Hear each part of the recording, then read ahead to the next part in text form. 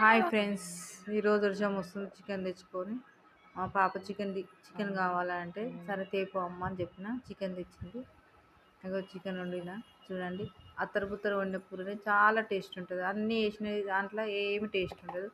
అల్లం వెల్లిగడ్డ, గరం మసాలా, కారం, ఉప్పు అన్నీ కలిపేసి ఇగో అట్లా నూనె పోసి పొయ్యి మీద వేసేసిన. ఇక అదే ఎంత టేస్ట్ ఉంటుంది తెలుసా, చాలా టేస్ట్ ఉంటుంది. అన్నీ వేసింది కొత్తిమీర, కరివేపాకు, పుదీనా ఇవన్నీ వేసింటే ఏం టేస్ట్ ఉంటుంది, పెంట పెంట ఉంటుంది. ఏదేందే టేస్ట్ బాగుంటుంది. ఒకసారి మీరు ట్రై చేయండి.